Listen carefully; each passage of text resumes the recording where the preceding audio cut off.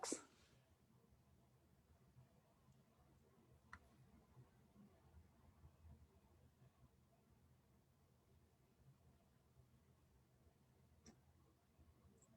And it looks like we are live. You know, as always, there's our technical glitches, but I think that some of that, unfortunately, is just a sign of the times. I know yesterday I had interviews for 4.5 hours straight for our nonprofit on Zoom, and you could kind of tell when the kids that are doing school from home were on breaks because the internet works so much better versus when everybody was trying to get online. And I saw, you know, messages on message boards like Leander ISD had technical, you know, Wi-Fi issues. I'm like, yeah, we all did. Thanks. Yeah, I know. That's very funny. Yeah. So, well, welcome everybody. Happy New Year.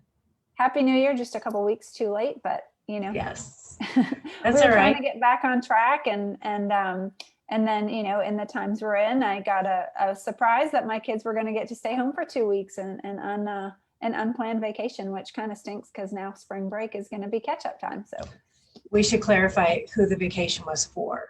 Right. Exactly. Yeah. No, I know. It's been an interesting start to the year, though. I think, you know, and a lot of it is because of all the crazy stuff going on in DC, and, you know, of course, couple that with COVID. It's been, you know, we kept saying, oh, 2020, and I didn't. I know it was funny because you feel like the world wanted to take this collective sigh of relief on the, you know, on the first, but of course, like, we're still just moving forward in the same direction. So it's kind of interesting, but I think that's why you and I decided, you know, even though it's a little bit later in the month and we had to pick a few extra weeks, why we still wanted to talk about goals, because the truth is, for this year in particular, I think your investment goals are more important than they have been in years and years. And I think it's if you haven't buckled down and focused yet on your investment goals, I think, you know, now is the time. Time is of the essence. Don't you think, Heather? Have you guys? Absolutely, I agree. And also, you know, being that it's a couple weeks into the new year, I think it's also a good sort of, I don't know, overlay, if you will, because so many times we think, oh, January 1, my goals. And then if we've messed up by January 3rd, we're like, oh, they're out the window. So kind of cool that we're a little delayed, because it just goes to show that you can pick them up or start them or whenever, but and just move forward. There's not an arbitrary date, much like, you know, December 31st, 2020 into January 1st, 2021. It's not like there was something magical that happened. So it's just the day that you decide to do something different or to make a change or to follow your plan. But before we get into it, we forgot to just, for anybody new, I'm Heather Tankersley. And I'm Karen Schaefer. Perfect. And we are here for our weekly Wednesday call on investing. And once again, I'm in Austin and also work in South Florida. So we do quite a bit of investment real estate, traditional real estate sales. And Karen, you're in Colorado, and you can kind of explain where in Colorado. Yeah, sure. I'm in Southern Colorado, everybody. For those of you that don't know, and I think a lot of you that are watching now kind of, you know Heather or know me. And we do quite a bit of investing, both commercial as well as residential. And also I'm a top 1% agent here in Colorado. So we'd love to be able to answer any questions you guys have. And I just want to point out, you know, it's funny, we've been doing this for, I don't know, a couple months now. And we're like, hey, if you're in Austin, or if you're in Southeast Florida, or if you're in Southern Colorado, but the truth is we can actually help you pretty much anywhere in the country. So, you know, I've got friends that either have investment property in another city or state, or are moving out of Austin and moving to another city and state. And we can certainly either help you, you know, evaluate deals like we've talked about before, or we can connect you with a great agent. Just a funny example, I had a really good friend of mine who was moving, and long story short, there are a whole bunch of crazy things that happened with their transaction. And, you know, I kept getting pulled into it. And it got a little bit messy from time to time, and it wasn't handled perfectly. But the difference is if we kind of work with you in your location, we can help you find somebody that will do a great job. And because we've made the connection and we've vetted people for you, we can also not necessarily keep our hands in it from a legal standpoint, but we can kind of be an extra set of eyes and ears for you. So we can actually help you with whatever you need throughout the country, and it doesn't cost you anything, in terms of representing your best interests with another agent in an area outside of the one that we're in. So Yeah, absolutely. So, and we should also mention that, this is a call for information purposes. We can't guarantee that you'll make money doing what we say. We can't guarantee that you'll, live a happy, beautiful life on top of a cliff or anything else. So just take the information, use it in the best possible way, and we will wish you good luck and answer any questions along the way. perfect. So yeah, a lot of times we kick off a new year and it's common to have fitness goals and health goals. And I think those are all super important because especially right now with all the stress going on in the world around us, from COVID to politics to your personal situation, I think it's important that you look at those. But for our purposes, we're going to sort of focus on the investment side of things and maybe look at it from, I'm just getting started. I don't know if I feel good about the market. Hindsight's 2020. I remember when it got to like 20 or 18, I'm like, we need to buy. And my husband's like, we don't know what's going to happen. It could drop even more. And the truth was there wasn't a right answer. We just didn't know what was going to happen. And now it's up over 30,000 and we're like, crap, we missed it. But then analysts are saying, hey, it's going to drop 20%. So, it's just tricky. And everybody wants to make 10, 20, 30, 50 times on their money. We all do. And there's certainly ways that you can do that. But the truth is you want to have if you talk to an investment advisor, generally they're happy if they can get you a gain of 6% for the long haul. So that sort of takes into account ebbs and flows and dips and bumps.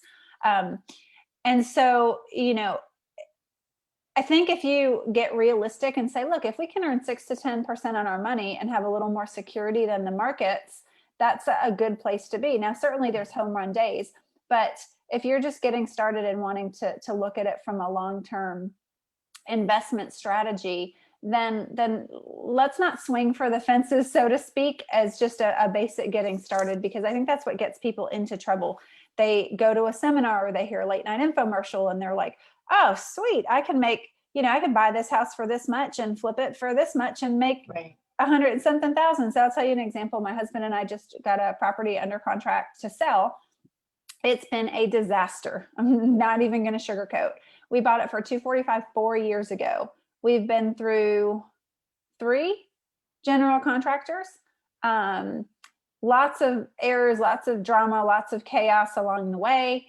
Long story short, it's under contract now for $665. When we walk away, paying commissions, paying everything, we're still going to walk away with about $175, $180, which is fantastic for a deal that literally we've spent over $100,000 more than we should have, because contractor took money and we're going to deal with that on the other end of things. But not everything works out that way. We got lucky because the market appreciated, but at the end of the day, we're probably still, when you break down, like when the money was dropped in, it's a little bit trickier because it was over a period of time to get it to market. We're probably going to make about 12 or 13% on our money. Kind of, if you draw that out. Not what I typically like to do in a flip deal. I prefer to, get in, get out, and maybe hold it a year for tax purposes. But I say that because there are home run deals, but then those home run deals can also be home run headaches. So if we just kind of take that approach, and I don't know what you or what you're thinking, Karen. Yeah, no, I have I mentioned earlier, before Heather and I started the call, that I had just closed a house for a client this week for $800,000, which was great. And he bought it in the 200s a few years ago. But that was 4 years ago. So it took him, same thing, 4 years to do this flip, because he ran into permitting issues and foundation issues and all these things he didn't know in the beginning. And so he ended up really literally rebuilding that house. And while he also made, a lot of money off of it, because our market has consistently appreciated 1% a month now, all those 4 years, he's made, and we don't buy on appreciation. but it still took that long. Now he made a couple $100,000, probably 250, something like that. But it took 4 years to do that flip. Mhm. And so that's one thing people have to take into consideration, I think, which is kind of interesting. We don't think about that. You have to have the money to hold it during that time Sure. too. And everybody's just lucky that appreciation was on their side, you guys and my client as well. For sure. Now, I want to sort of let's. I guess we can kind of talk about maybe three different levels of investors, if you Mhm. guess. So it's the couple, single person, family, whatever, that says, I want to buy a couple of rental properties. Right. That's kind of category one. Category two is I have a business. I'm trying to leverage additional streams of income. I have cash that I'm looking to invest, a little bit of knowledge, a little bit of experience. I want to do more in the real estate world actively. So the first is real passive. The second is semi-active, we'll say. And the third is, hey, I want to be full-time and Mhm. invest in real estate and make a living strictly Mhm. investing in real estate. Would you agree that those are kind of the three buckets? Yeah, I think so. I do. And I think you have to decide. I mean, you can always start at one and work your way up, which honestly, if you're new, is what I'd recommend versus just jumping ship. But Mm-hmm. So, and I'll kind of start with that first bucket because I think it's real easy to make that jump, especially right now in the market. I was actually working on a content piece last week, so it's pretty fresh in my mind. So, not every market has had the appreciation that Karen's market and our markets have had. Austin is insane. I was telling Karen before this call, I was able to get a client under contract last night, and the list price on this was 555 back in October. And I said, there's no way I can make that. I can't do that. There's no way it's going to appraise for that. I can't. So fast forward, it's been off the market temporarily. That community, there's one that closed yesterday or closed a couple weeks ago, got updated yesterday for 550. I expect one that's going to close today is going to be north of that. And then there's another one. So from the beginning / middle of October till now, that neighborhood's literally gone up 10% in 3 months. Mhm. So Mhm. that's crazy. But there are markets that are going up, let's say 10% a year. So let's just say, and let me see if I can find my notes, how that always works when you write something great on a notepad and Mhm. then I can never find it. I literally have 64 TextMate files open. So, well, so while I'm looking for that particular document, just to sort of explain where um, where I'm going with this is, so you buy a house, and I'm just going to assume a 20% down to keep things simple. Mhm. Here we go. And so let's say you bought your house, I don't know, X number of years ago for $250,000. And so, or let's say your mortgage was 250. That's fine. It'll keep the math simple. And if you want to plug these numbers in, I just found a website, and I just did smartasset.com refinance calculator. So you can take a look there if you just want to follow along and just make sure I'm telling you the truth. So basically, and let's say you bought it, okay, let's say you bought it 15 years ago, because this will make sense in the example. So your current balance was 179 and change. Your interest rate back then was about 6.25, 6.5. So let's call it like 6.3, 6.35. So your payment on that is just north of $1,500. So you could then turn around and refinance now with current rates. So just to basically, as of last week when I was putting this together, it was 2.25%. I asked my lender. So your new mortgage amount would be 180,278, and that would include the majority of the closing costs. So your new payment then drops to, and this is a 15-year mortgage. So I'm not even extending the life of your loan, because obviously if you had it for 15 years, you extended another 15 years, your payment's going to go way down, of course. So, but your payment now drops to just under $1,200, and you're saving $374 a month. That's just straight refinancing what you have now. You're not adding any time. You're still going to get it paid off. So if you were to just take that 374 and put it in savings, not earning a penny of interest, it's going to bring you to over $67,000 rather in 15 years. So just having, and so many times we think of investing as just being completely just have to go and get big numbers to buy big units. I mean, I don't know about you, but I'd be happy to have an extra 67 grand in the bank for not doing anything else. And that's a great example for like an entry level investor, you know. So if you guys had goals, specific, like I want to buy one investment property this year, that's a great example for that. And a lot of times you think, well, that's impossible, I can't get that. We get it every day, you know.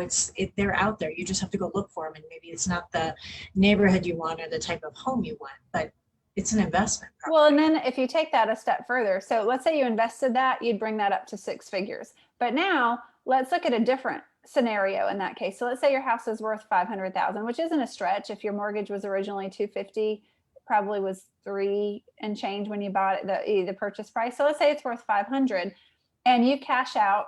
So you basically get a new mortgage for 80%. Most lenders are, you know, you can do a refinance in most states at 80%, no problem. Texas, some you can do higher loan to value, but I'm using 80% because it's just the right price or the right point if you're smartly managing your money. So your interest rate now is again 2.25%.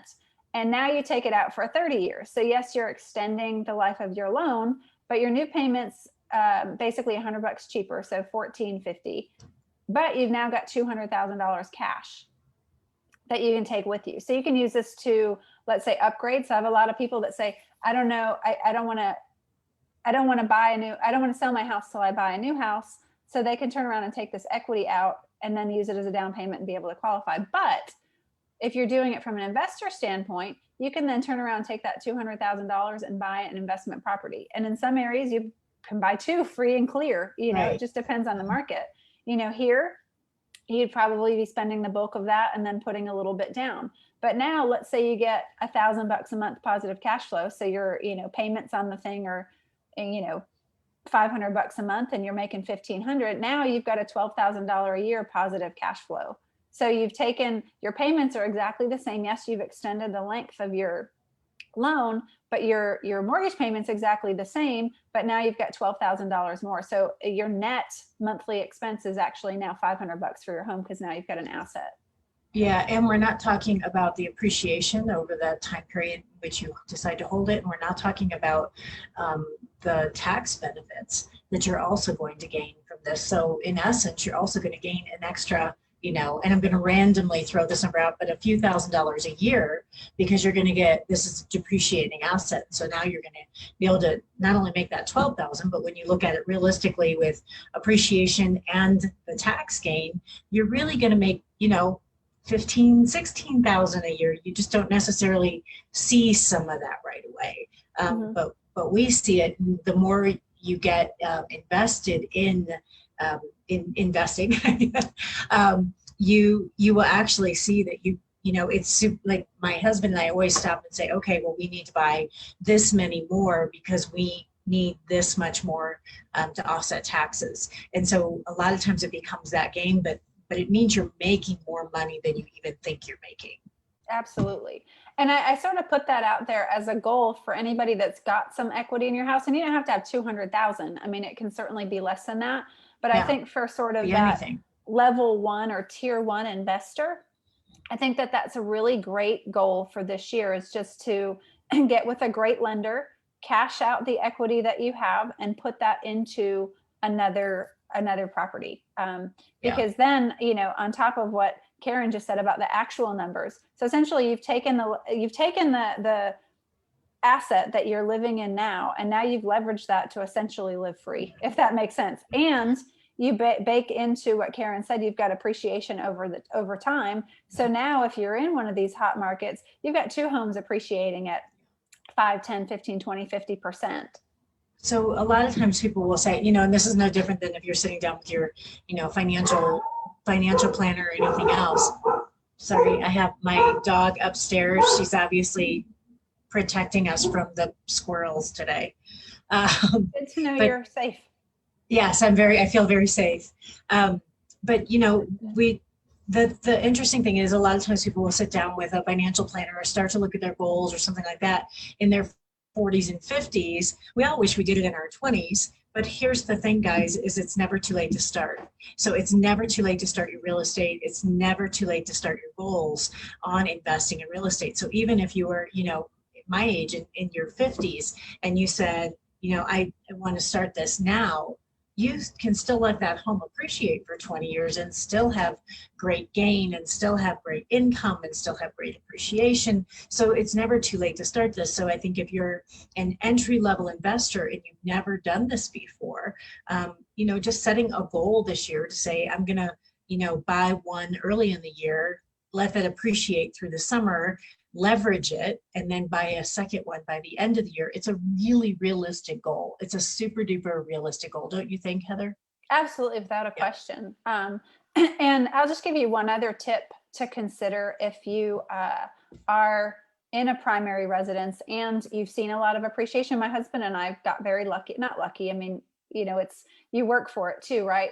But we marketed for our home just a few years ago, and we bought it at a great deal for just over 500. And my neighbor next door has hers on the market for over 900, and she's got a big electric pole in the backyard. And we've both kind of said, if we get anywhere close to 500 in profit, we're selling, because there's a tax and it's there for now. There's Right. been discussion that a new administration might try to take this away, but it's just conjecture at this point. But basically, for a single person, you get up to 250,000. For a married couple, up to 500,000. And I actually think it's on title. I don't know that you have to be married. Each person essentially gets the 250, because I dug into this a little bit more. So every time you get, 250 or 500,000 or close to that, you can turn around, sell your primary residence, pay no tax on that.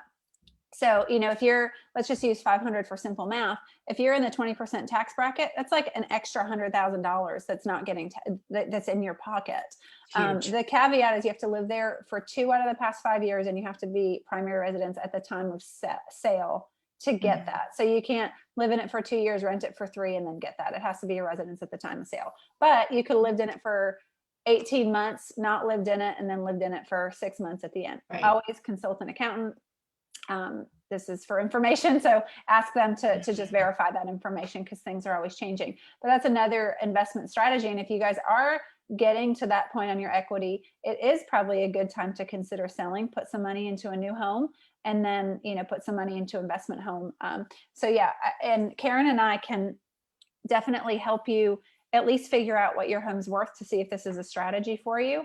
But I'd say in 2021, if you want to, start leveraging and start to take advantage of things, it would be a great time to get your first investment property. And we can strategize with you a little bit more in your particular situation, if that's where you sort of fall. And I want to add this one thing about, and this could be, for levels 1, 2, or 3 investors. Number one, with the tax thing, that's where it is right now. We're hoping that stays. It's been the norm for a long time, and we're hoping that continues. But keep an eye on that. Like Heather said, consult your CPA. But the other thing you can do with your own home, if a lot of people will say, I don't have any money, I don't, blah blah blah. Well, if you have any kind of equity, and it doesn't have to be like Heather's house where she has $500,000 of equity or whatever that is.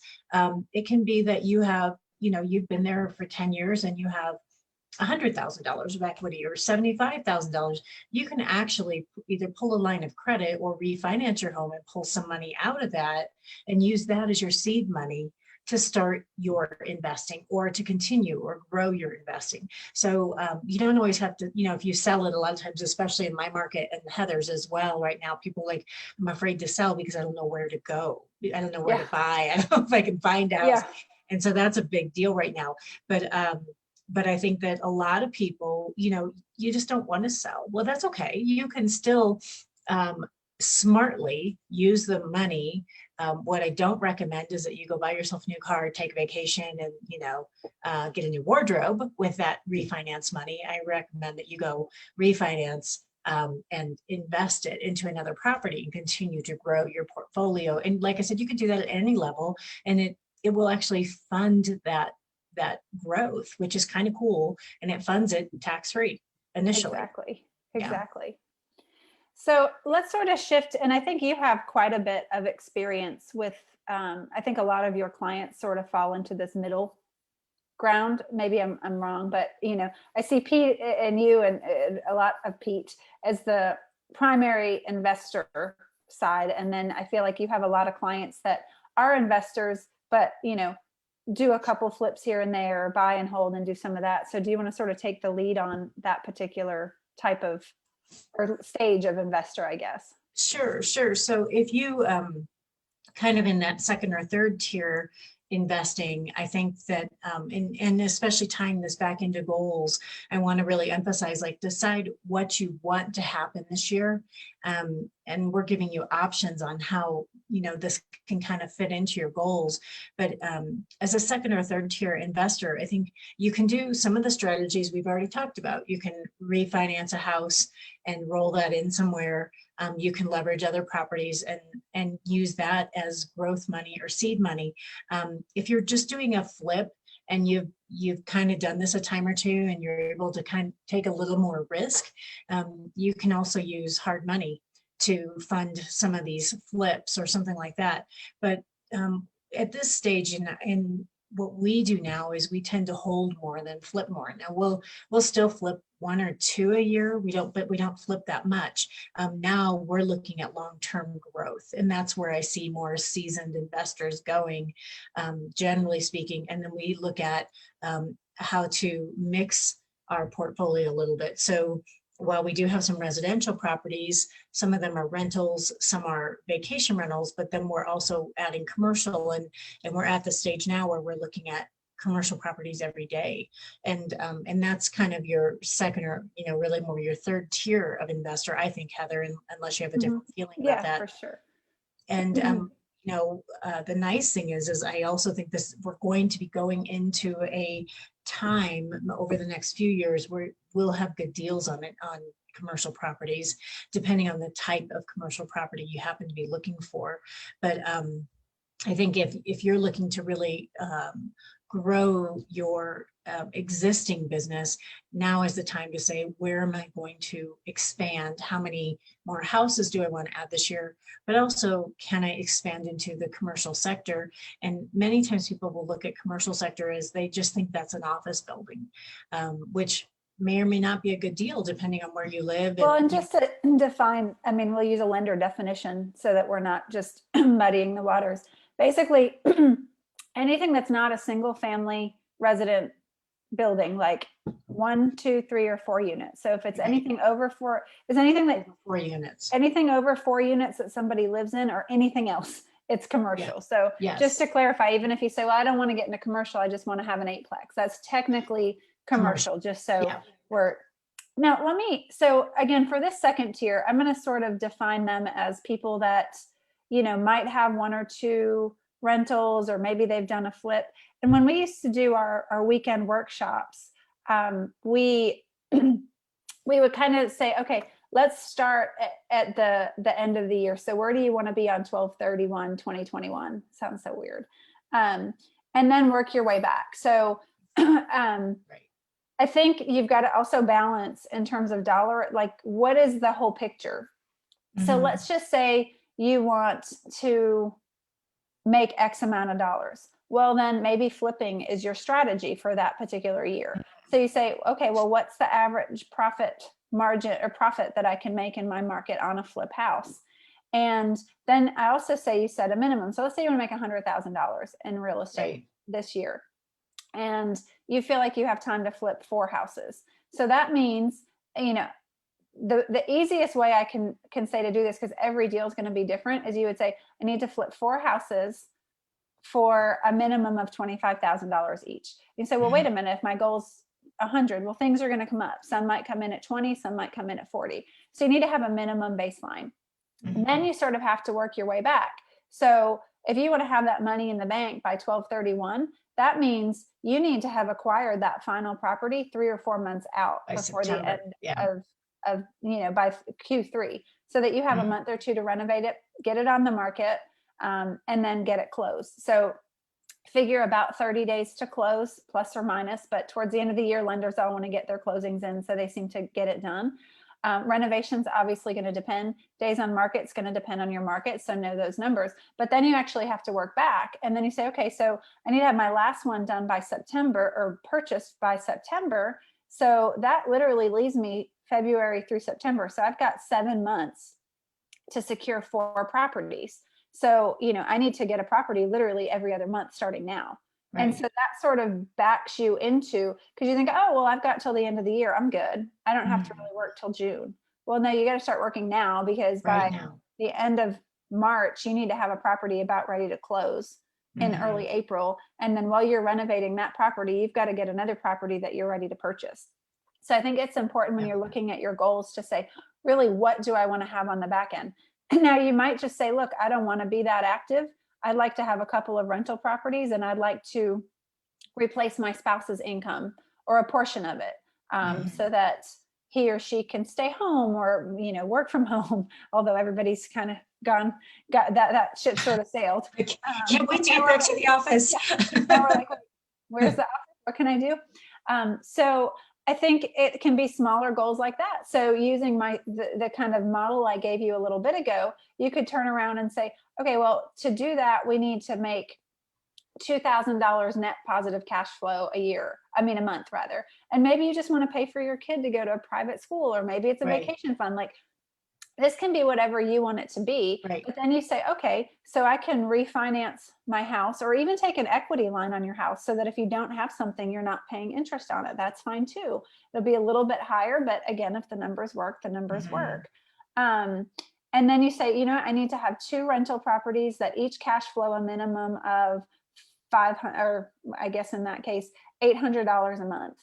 So now you've got 2 properties that cash flow $800 a month. You've met your goal. That's a little bit easier, and you can space it out a little bit longer, because theoretically, when you purchase, you'll be able to get a tenant pretty quickly, and there's not a rehab marketing and so on. So I think you just got to look at, what would you like. And now maybe you say, well, I want to have this by June because I want to be able to take the summer off. I don't know. So then Yeah. you kind of work your way back from there. Yeah. Yeah. And that's what I'd say is sort of the middle tier is, I want more than, 1 or 2, but I'm not ready Yeah. to quit my day job. And maybe you're just making Yeah. enough income to sort of pull back on that. Or maybe you're just saying, Yeah. crap, COVID kicked my family's butt and I need to make some money back. Yeah.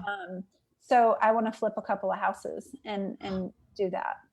I also think that in that same tier, it's a great time to enter the like multi-family market.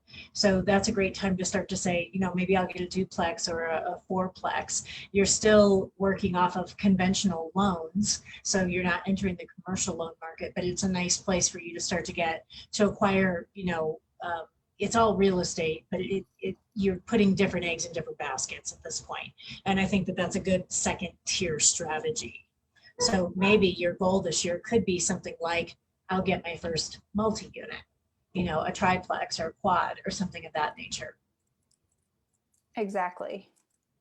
And then I think when you get to the third tier, and it sometimes, at least for us, there's a shift that's happened. Uh, so now we don't look at it in terms of, what do I need to make? We look at it in terms of, and Heather, I don't know if you and I have even talked about this, but what do we need to spend?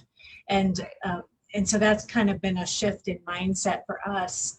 And really, it's happened kind of started to happen this last year, but it's really this year that we came in solidly saying, we have this 7-figure number that we need to spend this year. And I'm not talking about cash, you guys. I'm just talking about acquisition. And so we need to acquire this much property this year. And I think that really applies strongly to your third tier. Also, what happens, and Heather, you can speak to this more specifically than me, but at some point you're going to tap out on the amount of loans that you can get from a Mhm. lender, and usually it's 10, but there's another segment that allows 20. But so many, you can only get so many loans on residential properties, and at some point that loan has to shift to commercial, or an umbrella loan or something of that nature. But so that's why a lot of times when you get to this third tier, you'll move more toward commercial properties and start thinking in terms of, how much do I need to acquire, or how much do I need to spend, instead of, how much do I want to make. Yeah, that's a good point. And the other thing is you can get into, and we really didn't talk about this. We could, we'll get a lender on to kind of talk about all the moving parts of financing. But, when you go to start buying commercial or investment property, you don't get to do 5% down. You're looking at 10, 20, 30% down plus. Exactly. So that's something to also keep in mind as you step up.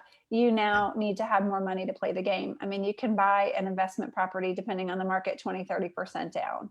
Right.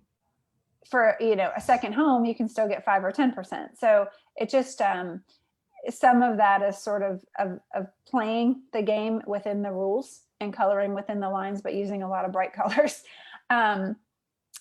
But, just to be clear, as you get into the larger things, you will need to have more, capital to put down. And reason being is that these are recourse versus non-recourse. So on the, residential, you're backed by your personal credit. On commercial, the asset largely backs them. So you're, and depending on the loan, you may also personally back them, but largely it's asset backed. So they want to know you have a lot of skin in the game. Yeah. It's also why you see at this tier, I think that you see, groups of people investing, or, Heather and I would come together on a property to invest at, something like that, because there's a lot more skin in the game all of a sudden. Absolutely. But I think that those are good examples of how you can set goals depending on where you are in your investment career. So it can be that you're just going to flip one, initially, or maybe flip one and hold one, and then you go into your second tier where you already have a couple, and now you're going to acquire maybe 4 more this year, or a quad, or you've only flipped one a year in the past, and now you're going to flip 2 or 3, and then you kind of ascend from there into your third tier where you're doing more holding versus flipping, and you're stepping into possibly a new game with commercial. But I think it's up to you guys to decide. I mean, I know Pete and I have very specific numbers this year as to what we're going to, acquire. And while we may flip, if something crosses our plate, it's not become as important to us anymore as it is to what are we acquiring, what are we going to hold. And some of it depends on you. Like right now, we're not in a hold phase because I don't want to, in neither of my markets. And this is also where you have to know your market. We don't have state income tax in either states that I primarily work. So property taxes are high, people are overpaying. So for us, I don't want, unless it's 4 units or more, I don't really want to own a single family. I'm a terrible landlord, just to be totally upfront and honest. I'm awful. But I think it also is knowing your market and what you want to do. And, for me, even if it's a rental, I'm still not paying retail. And 99% of the investors in a market will pay retail. I'm just a brat. So I think a lot of it is just understanding what your market is, what you want to do, and where to go. I also would be remiss if we didn't mention that part of your strategy and your goal setting plan, your goal setting / plan needs to be to meet with an accountant and possibly a CPA, possibly an attorney if you're going to be doing more, so you can have the right business structure to protect you from liability. But a couple quick tips: for sure, loop in an accountant. As of today, the tax laws are what they were 3 weeks ago. The thing about the government, which we won't go on all that drives me crazy, but they can actually in November pass a law retroactive for all of 2021. So they could all of a sudden turn around and say, oh, surprise, the tax rate's now this. And we can't do a darn thing about it because they've just done it retroactively for the entire year. So keep that in mind and make sure you have a great CPA that keeps you up to date on those things, because I think it's just super important to understand. It's always moving. It's always a dynamic. You may have not needed a trust a year ago, but you may need a trust in 2 years. So I really encourage you to include those folks in your planning, because it's just a moving target. And, for me, a lot of times if we're coming up on 9 months for a big renovation, I'll say to heck with it. Let's hold it for 3 more months, because instead of paying 40% tax, I can pay 20% tax. So, let's say we're making 100 grand on something, I can now, make an extra 20 because I held it for a couple more months. And if I own cash and doesn't Yeah. cost me anything, might as well. So Yeah, and I want to add one thing to that you mentioned earlier, Heather, and I know we have to wrap up, but the other thing is to really know your market. While Heather and I are both living in very strongly appreciating markets, keep in mind, you guys, everybody thinks, oh, that's awesome for you guys. They're also very expensive, just so you know. But the other thing is they're also different. So we do have state income tax, so our property tax are lower. So I have more ability to hold property. We also have an in-house property manager. So it's very different scenario than what Heather's talking about, where they don't pay a state income tax, but their property tax are much higher, and so you have to know your market and know your structure. And that's one thing I really, really want to emphasize. absolutely. And just two final points and we'll head off here. One of those, and I'm going to talk to him. I've got a gentleman I've been doing some work with that is just like a data geek.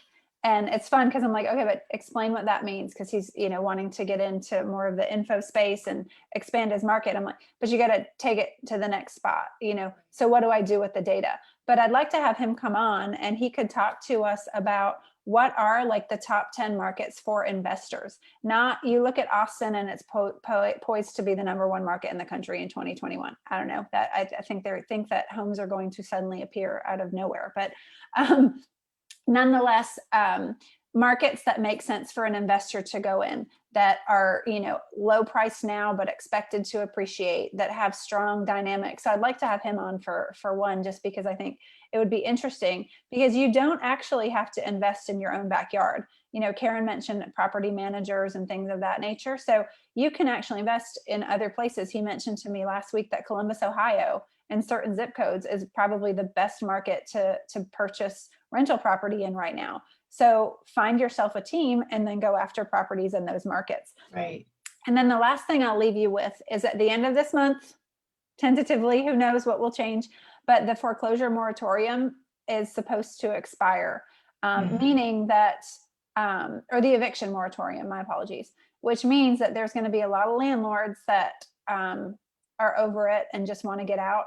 There's a lot of landlords that have been in the business for a little while that are concerned about potential tax hikes and want to liquidate and get their cash out now. So, and then they can turn around and reinvest. But a lot of people are kind of saying, let me hold on to my money right now. And then let me see what happens.